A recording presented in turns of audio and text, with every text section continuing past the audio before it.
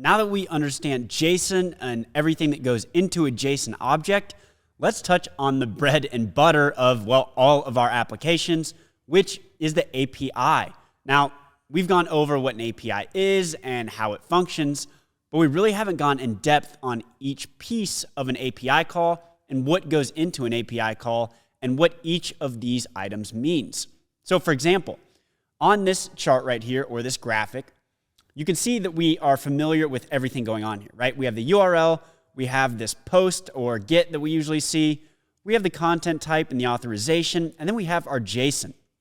But let's break down each piece of this so we really understand what's going on. Now let's start with the endpoint. The endpoint is going to be where that application's API lives.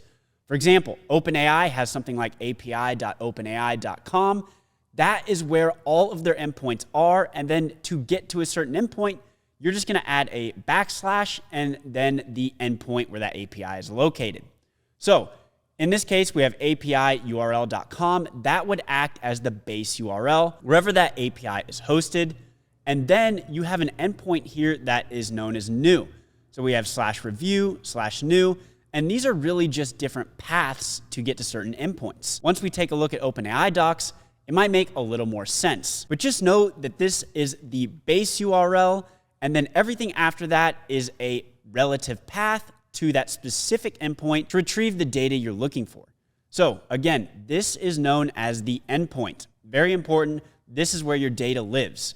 Everything below that is just how you interact with that endpoint. So if we go into the HTTP method, we see this post. Now, what is post, and what does this method really mean? When sending a post request, that typically means that you're going to be sending some sort of data.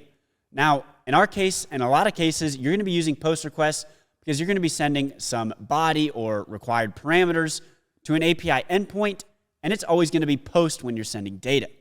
However, you might run into some cases where you use get. Now, if you see get, that just means that you are going to be getting data only. You're not sending anything. You're simply making the API call, and it's going to be sending you data.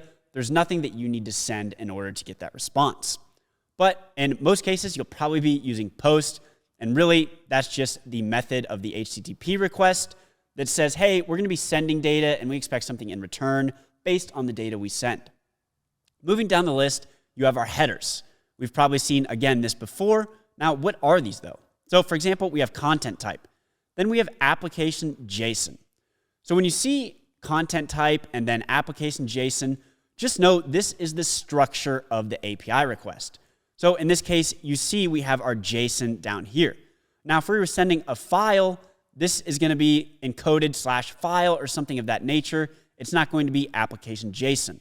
Remember, the content type dictates what kind of request this is.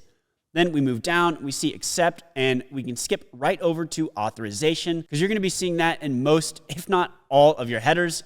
You're always going to have an API key. And authorization is usually where this is stored.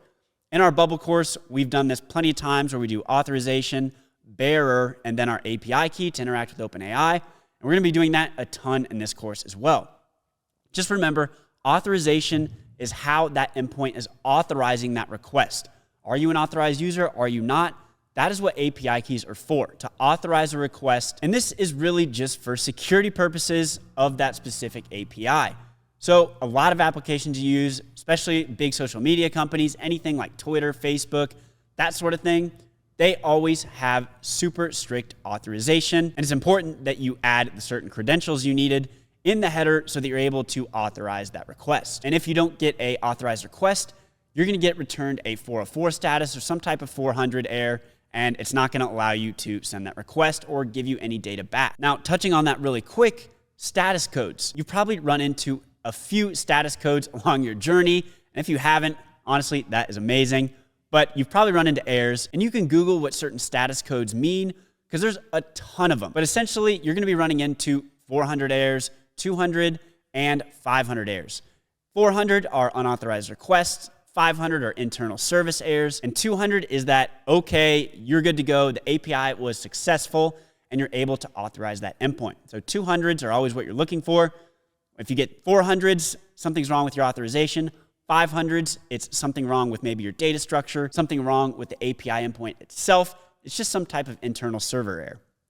Now, if we close this and look at another structure, you can see this is the format we're typically seeing in Bubble when we use that API connector. You see we have this post request right here. Then we're going to have that endpoint. Now here's the base URL. And then here is the relative path to the specific endpoint. You see we have the authorization, the bearer, then the API key, then the type of content we're sending, which is that application JSON, and then of course your body. So you have your headers, which are authorization and content type, and then your body, which you see here. Great. And that's really all there is to API structuring. There's not a whole lot. There's a few things, and once you understand those few things, every API you interact with is going to make total sense. Now, we're about to go through OpenAI's documentations, and if it doesn't make sense already, it will in the next lesson. So let's get right into it, and I'll see you over there.